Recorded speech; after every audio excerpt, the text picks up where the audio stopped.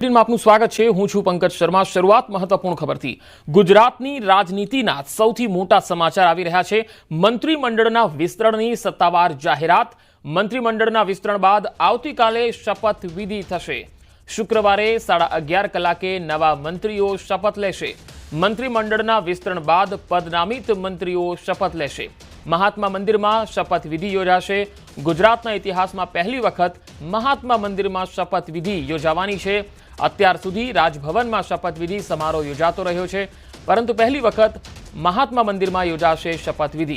મહાત્મા મંદિરમાં રાજ્યપાલ આચાર્ય દેવવ્રતજી નવા મંત્રીમંડળના સમાવિષ્ટ થનાર પદનામિત મંત્રીઓને હોદ્દા અને ગોપનીયતાના શપથ લેવડાવશે। અમિત શાહ અને જેપી નડ્ડા કાલે ગુજરાત આવશે। શપથવિધિ માટે તમામ તૈયારીઓને આખરી ઓપ અપાઈ રહ્યો છે। આજે બપોર સુધીમાં નિમંત્રણ પત્રિકાઓ પણ છપાશે। વધુ માહિતી મેળવીએ। ગાંધીનગરથી સંવાદદાતા ગીતા મહેતા જોડાયા છે। ગીતા, આજે સત્તાવાર જાહેરાત થઈ જશે, શું લાગી રહ્યું છે? કેટલા મંત્રીઓ નવા જે છે એ સ્થાન પામી શકે? સૂત્રોનું માનીએ તો અત્યારનું જે વર્તમાન કેબિનેટ છે એમાં 4 થી 5 મંત્રીઓ જ કન્ટિન્યુ રહી શકે તેમ છે। એ સિવાયના તમામને પડતા મૂકવાની એક વાત સૂત્રો જણાવી રહ્યા છે। અત્યારે સીએમ સહિત 17 મંત્રીઓનું મંત્રીમંડળ છે। 16 મંત્રી ને સીએમ 17માં, અને 23 સુધી પહોંચે નવું મંત્રીમંડળ તેવું હાલ તો જણાઈ રહ્યું છે। સ્થાનિક સ્વરાજની ચૂંટણી માથે છે, અને એ સિવાય લગભગ પોણા 2 વર્ષમાં વિધાનસભા ચૂંટણી, ગુજરાત વિધાનસભા ચૂંટણી પણ આવી પહોંચશે। એને લઈને જ્ઞાતિવાઇઝ સમીકરણ અને જીતના સમીકરણો ખાસ કરીને નવા મંત્રીમંડળમાં જોવા મળશે। એટલે અનુભવી નેતાઓ અને જુવાનીનું જોશ, એટલે યુવા ચહેરા પ્લસ અનુભવ, એટલે કે પીઢ નેતાઓ, એનું એક સંતુલન સાધવાનો પ્રયાસ નવા મંત્રીમંડળમાં અવશ્ય જોવા મળશે। જી ગીતા, ખાસ મહાત્મા મંદિરમાં શપથવિધિ સમારોહનું આયોજન થઈ રહ્યું છે, આ પહેલી વખત છે? અગાઉ આનંદીબેનના સમયમાં આનંદીબેને સીએમ તરીકે ત્યાં શપથ લીધા હતા, પરંતુ વિસ્તરણની જ્યાં સુધી વાત છે તો એ કદાચ મહાત્મા મંદિરમાં પહેલો પ્રસંગ હશે। બિલકુલ। હવે કોંગ્રેસમાંથી આવેલા જે સભ્યો છે ગીતા, એમાંથી સ્થાન પામી શકે એવા કયા કયા?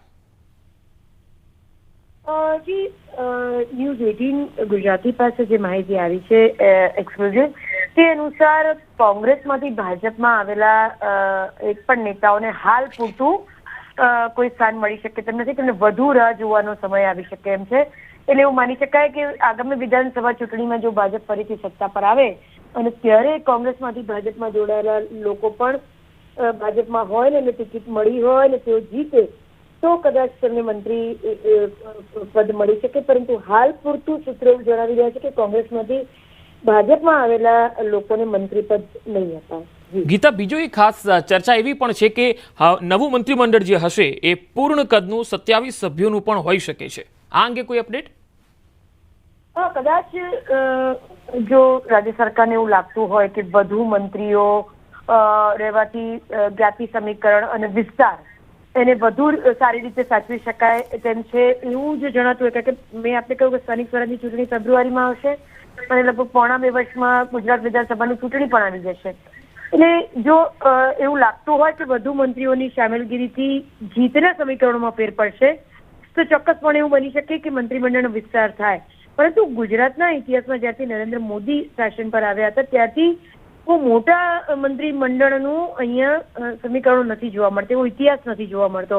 એટલે લાગી રહ્યું છે કે કદાચ પૂર્ણ કદનું 27 મિનિસ્ટરનું મંત્રીમંડળ ચોક્કસ બની શકે, પણ એવું કરશે કે કેમ એ મુદ્દે પ્રશ્નાર્થ છે। કારણ કે અત્યાર સુધી નાનું પદ રાખવાથી શ્રેષ્ઠ કામગીરી થઈ શકે તેવું નરેન્દ્ર મોદી માનતા આવ્યા હતા, અને એટલે જ ગુજરાતનું અત્યાર સુધીનું મંત્રીમંડળ નાનું રહ્યું છે, એટલે જરૂર પૂરતું જ। એટલે એવું લાગી રહ્યું છે કે જો એ જ પ્રણાલીને ફોલો કરવામાં આવે તો મંત્રીમંડળનો વધુ વિસ્તાર નહીં થાય, પરંતુ જૂની પરંપરાઓ તોડવામાં આવે અને નવો કોઈ વિચાર અપનાવવામાં જો આવે જીતના સમીકરણોને અને જ્ઞાતિ સમીકરણોને લઈને, વિસ્તાર સમીકરણોને લઈને, તો અવશ્ય એવું બને કે અત્યારે જે 17 છે એના 27 થાય। ગીતા, ખાસ એવી પણ એક વિશ્લેષકોમાં ચર્ચા છે, કારણ કે મુખ્યમંત્રી પણ અમદાવાદના છે, ભાજપ પ્રદેશ પ્રમુખ તમે જુઓ જગદીશ પંચાલ અમદાવાદના છે, એટલે સૌરાષ્ટ્રની જાણે થોડી બાદબાકી થઈ ગઈ હોય એવું લાગે. એટલે નવા મંત્રીમંડળમાં સૌરાષ્ટ્રનું વજન વધે એવી સંભાવના તમને કેટલી દેખાય છે? જી બિલકુલ દેખાય છે, કારણ કે સ્વર્ગસ્થ વિજય રૂપાણીના ગયા પછી સૌરાષ્ટ્ર આમ જુએ તો ભાજપની રીતે પહેલા પણ થોડું ઘણું વીક હતું ને હવે વધારે નોંધારું બની ગયું હોય એવું જણાય છે. એટલે સૌરાષ્ટ્રમાંથી પ્રતિનિધિત્વની જો વાત કરીએ તો મજબૂત માથાઓ, જેમાં જયેશ રાદડિયા છે, જીતુ વાઘાણી છે, જેઓ અગાઉ પણ અધ્યક્ષ રહી ચૂક્યા છે ભાજપના, તેઓને સ્થાન મળી શકે તેમ છે. તે સિવાય સંજય કોરડિયા જેવા નામ આવે છે. સંજય કોરડિયા પછી પ્રકાશ વરમોરા જેવા નામો છે જે સૌરાષ્ટ્રનું પ્રતિનિધિત્વ કરે છે, અને પાટીદાર સમાજના અગ્રણીઓ પણ છે. એટલે કડવા લેવાનું સમતોલન સાધીને સૌરાષ્ટ્રમાંથી ચોક્કસપણે મેં જે નામ આપ્યા એવા નેતાઓને મંત્રીમંડળમાં સ્થાન મળી શકે. જી ગીતા, એક છેલ્લો સવાલ, વિસ્તરણ જે છે આજે તેની સત્તાવાર જાહેરાત કેટલા વાગે થઈ શકે છે? વિસ્તરણની જાહેરાત રાજ્ય સરકાર દ્વારા ઓલરેડી કરી દેવામાં આવી છે. આવતીકાલે સવારે 11:30 કલાકે શપથવિધિ સમારોહ મહાત્મા મંદિર ખાતે યોજાશે અને પદ્નામિક જે મંત્રીઓ છે તે ત્યાં શપથ લેશે. એટલે આજના દિવસમાં જે મંત્રીઓ છે, વર્તમાન મંત્રીઓ જેમને પડતા મૂકવાના છે, તેમને રાજીનામા સીએમ માંગી શકે છે. જી ગીતા, આભાર માહિતી આપવા માટે.